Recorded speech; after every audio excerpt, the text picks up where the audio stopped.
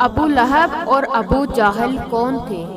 رسول اللہ کے مکہ میں دو بڑے دشمن تھے جنہوں نے آپ کو بہت تکلیفیں اور اذیتیں دی، ابو جہل اور ابو لہب۔ عام طور پر لوگ ابو جہل اور ابو لہب کو ایک ہی شخص سمجھتے ہیں، جبکہ کچھ لوگ ان دونوں کو حضور صلی اللہ علیہ وآلہ وسلم کا چچا مانتے ہیں، جبکہ ایسا نہیں ہے۔ ابو جہل، جس کا اصل نام عمرو بن ہشام تھا، قریش کے خاندان سے تعلق تھا، لیکن آپ صلی اللہ علیہ وآلہ وسلم سے اس کا کوئی قریبی رشتہ نہیں تھا۔ بعض لوگ جو اس کو آپ صلی اللہ علیہ وآلہ وسلم کا چچا خیال کرتے ہیں، یہ غلط ہے، اس لیے کہ آپ صلی اللہ علیہ وآلہ وسلم کے دادا عبد المطلب تھے، اور ابو جہل نہ عبد المطلب کا بیٹا تھا اور نہ ہی عبد المطلب کے خاندان کا تھا، بلکہ عبد المطلب عبد المناف کے خاندان کے تھے۔ ابو جہل مخزومی قبیلہ خاندان کا تھا، ان دونوں میں خونی رشتہ بھی نہیں تھا۔ ابو جہل کا شجرہ نسب کچھ یوں ہے: ابو جہل بن ہشام بن المغیرہ بن عبداللہ بن عمر بن مخزوم القریشی المخزومی الخ۔ ابو جہل جنگ بدر میں اپنے انجام کو پہنچا، جہاں پر اسے دو بچے حضرت معوذ اور معاذ رضی اللہ تعالی عنہ نے اسے زخمی کیا، اور حضرت عبداللہ بن مسعود نے ان کی گردن دھڑ سے الگ کر دی۔ تاریخ میں اکثر ابو جہل کو اسلام کا سب سے بڑا دشمن قرار دیا جاتا ہے، جبکہ باریک بینی سے جانچا جائے تو ابو لہب اسلام اور محمد صلی اللہ علیہ وآلہ وسلم کا سب سے بڑا دشمن تھا۔ ابو لہب کا اصل نام عبد العزیٰ بن عبد المطلب تھا۔ اس کی اصل کنیت کی سرخی کی وجہ سے اسے ابو لہب پکارتے تھے۔ ابو لہب حضور اکرم صلی اللہ علیہ وآلہ وسلم کا حقیقی چچا تھا۔ ابو لہب کو کسی نے بتایا کہ آپ کے چھوٹے بھائی عبداللہ کے گھر بیٹا پیدا ہوا ہے، تو ابو لہب بہت خوش ہوا۔ اس نے ایک لونڈی صوبیہ کو آزاد کر دیا۔ ابو لہب اسلام کے بڑے دشمنوں میں سے ایک تھا۔ جب حضور اکرم صلی اللہ علیہ وآلہ وسلم نے اعلان نبوت کیا تو ابو لہب نے سخت مخالفت کی۔ آپ صلی اللہ علیہ وآلہ وسلم کی شان میں گستاخی پر اتر آیا۔ جب خدا کی طرف سے رشتہ داروں کو دین کی دعوت کا حکم ہوا تو آپ صلی اللہ علیہ وآلہ وسلم نے کوہ صفا پر چڑھ کر قریش والوں کو پکارا۔ جب سارے اکٹھے ہوئے تو آپ صلی اللہ علیہ وآلہ وسلم نے فرمایا کہ اگر میں آپ کو کہوں کہ اس پہاڑی کے پیچھے ایک لشکر تم پر حملہ کرنے والا ہے تو کیا تم میری بات کا یقین کر لو گے؟ سب نے آپ صلی اللہ علیہ وآلہ وسلم کے حکم پر لبیک کہا کہ آپ نے ہمیشہ سچ ہی بولا ہے۔ اس کے بعد آپ صلی اللہ علیہ وآلہ وسلم نے فرمایا کہ میں خدا کے حکم سے تم کو ایک سخت عذاب سے آگاہ کرنے کے لیے آیا ہوں، جو دشمنوں کے حملے سے بھی زیادہ خطرناک ہے۔ جب آپ صلی اللہ علیہ وآلہ وسلم نے یہ الفاظ فرمائے تو ابو لہب نے آپ کی مخالفت کرتے ہوئے کہا، غارت ہو تم پر، نعوذ باللہ، تو نے ہم کو اسی لیے بلایا۔ اس پر سورہ لہب نازل ہوئی۔ جب رسول اکرم صلی اللہ علیہ وآلہ وسلم پیغام خدا دیتے تو ابو لہب آپ کو برا بلا کہنے لگ جاتا کہ یہ جھوٹا ہے، اپنے آباء و اجداد کے دین کو چھوڑ کر اپنا جھوٹا دین پھیلا رہا ہے۔ بعض روایات میں ہے کہ ابو لہب نے کوہ صفا پر آپ صلی اللہ علیہ وآلہ وسلم کو قتل کرنے کے لیے ایک پتھر بھی اٹھا لیا تھا۔ ابو لہب حضور اکرم صلی اللہ علیہ وآلہ وسلم کے اتنے مخالف تھے کہ جب حضور اکرم کے بیٹے عبداللہ کا انتقال ہوا تو ابو لہب بہت خوش ہوا اور دوڑتا ہوا اپنے دوستوں کے پاس گیا اور کہا کہ حضور اکرم، اب تیری نسل ختم ہو گئی ہے۔ نعوذ باللہ۔ ایام حج میں بھی ابو لہب آپ صلی اللہ علیہ وآلہ وسلم کے پیچھے لگا رہتا تھا، یہاں تک کہ وہ آپ صلی اللہ علیہ وآلہ وسلم کو پتھر مارتا تھا، جس سے آپ صلی اللہ علیہ وآلہ وسلم کی ایڑیاں خون سے تر ہو جاتی تھی۔ قرآن پاک میں بدبخت ابو لہب کی موت کے بارے میں سخت الفاظ بیان کیے گئے جو کہ حرف بحرف پورے ہوئے۔ وہ بہت ذلت کی موت مرا۔ ابو لہب بہت مالدار تھا۔ جب اس کو خدا کے عذاب سے ڈرایا جاتا تو کہتا کہ اگر حضور صلی اللہ علیہ وآلہ وسلم کی بات سچ ہے تو آخرت کے دن مال و اولاد کا نذیرہ دے کر عذاب سے چھوٹ جاؤں گا۔ ابن اسحاق سے مروی ہے کہ ابو لہب کی بیوی ام جمیل کو پتہ چلا کہ میرے خاوند کے بارے میں سورت نازل ہوئی ہے تو وہ پتھر لے کر آپ صلی اللہ علیہ وآلہ وسلم کو مارنے کے لیے مسجد حرام میں پہنچ گئی۔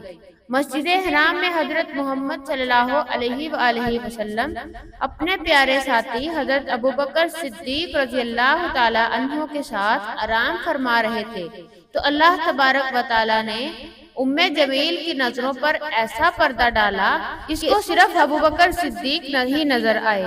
اس نے پوچھا کہ مجھے معلوم ہے کہ حضرت محمد صلی اللہ علیہ وآلہ وسلم میری مذمت رجوع کرتے ہیں۔ خدا کی قسم اگر محمد میرے سامنے ہوتے تو میں اسے پتھر مارتی۔ نعوذ باللہ۔ وہ دشمن اور مخالفت کی وجہ سے حضرت محمد صلی اللہ علیہ وآلہ وسلم کو مذمم کہتے تھے۔ یہ کہہ کر وہ چلی گئی۔ قریش والے جب مذمم کہتے تو آپ صلی اللہ علیہ وآلہ وسلم فرماتے، اے لوگو، اللہ تعالیٰ نے کس طرح ان کو صبر و شکم مجھ سے پھیر لیا۔ وہ مذمم کو برا بھلا کہتے، میں تو محمد صلی اللہ علیہ وآلہ وسلم خدا کا آخری رسول ہوں۔ ابو لہب قریش کا مالدار آدمی تھا۔ اس نے سود خوری کا کاروبار بہت وسیع تھا۔ وہ لوگوں کو سود پر چیزیں دے کر خود منافع حاصل کرتا تھا، یہاں تک کہ اس نے خانہ کعبہ سے سونے کا ہرن چوری کر کے بیچ دیا تھا۔ ابو لہب کی اولاد بھی نبی کریم صلی اللہ علیہ وآلہ وسلم کی بہت زیادہ دشمن تھی۔ ابن اساکر اور ابن اسحاق لکھتے ہیں کہ ایک دن ابو لہب کے بیٹے عتبہ نے یہ ٹھان لیا کہ وہ محمد کے پاس جا کر ان کے رب کے بارے میں بری باتیں کہہ کر ان کو اذیت پہنچائے گا۔ عتبہ بدبخت نبی کریم صلی اللہ علیہ وآلہ وسلم کے پاس آیا اور بہت سخت کلامی کی، اور سب سے بڑا جرم یہ کیا کہ انہوں نے چہرہ انور کی طرف تھوکا، مگر وہ ناپاک تھوک وجہ اطہر پر گرنے کی بجائے دور جا گرا۔ اس گستاخی پر حضور صلی اللہ علیہ وآلہ وسلم نے دعا مانگی، اے اللہ اس پر اپنے کتے سے بھی کتے کو مسلط کر دے۔ عتبہ اپنے خیال میں بڑا کارنامہ سر انجام دے کر اپنے باپ کے پاس آ گیا۔ ابو لہب نے پوچھا، پیارے بیٹے تو نے اسے کیا کہا؟ اس نے بتایا کہ میں نے یہ اور یہ کہا۔ اس نے پوچھا، اس پر محمد نے کیا کہا؟ عتبہ نے بتایا کہ اس نے یہ بد دعا دی ہے۔ یہ سنتے ہی ابو لہب کا رنگ سرخ ہو گیا، کیونکہ وہ جانتا تھا کہ حضرت محمد کی کوئی بھی ایسی دعا نہیں جو قبول نہ ہو۔ اب وہ پل پل اپنے بیٹے کا خیال رکھتا۔ ابو لہب ایک دفعہ ایک قافلے کے ساتھ شام روانہ ہوا اور رستے میں ایک جنگل میں گرجا گھر میں انہیں پڑاؤ کرنا پڑا۔ جنگل بہت ہی خوفناک جانوروں کا خطرہ تھا۔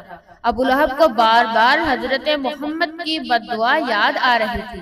ابو لہب نے قافلے والوں سے کہا کہ چونکہ تم لوگوں پر میرے بہت احسانات ہیں تو میں تم سے ان کا بدلہ یہی چاہتا ہوں کہ آج رات میرے بیٹے عتبہ کی حفاظت کی جائے۔ بس تم سارا سامان اس گرجا گھر کے صحن میں جمع کر دو اور اس کے اوپر میرے بیٹے کا بستر لگا دو، پھر اس سامان کے ارد گرد تم سب سو جاؤ۔ حبار کہتے ہیں کہ ہم نے ایسا ہی کیا۔ رات کو سو گئے تو جنگل سے شیر آ گیا۔ ہم سب کے چہروں کو اس نے سونگا مگر کسی کو کچھ نہ کہا، پھر سامان کے بلند ڈھیر پر چڑھ گیا۔ عتبہ کے چہرے کو سونگا اور اسے چیر پھاڑ دیا۔ ابو لہب کا برا حال تھا۔ وہ کہے جا رہا تھا کہ میں جانتا تھا میرا بیٹا محمد کی بد دعا سے کبھی نہیں بچ سکے گا۔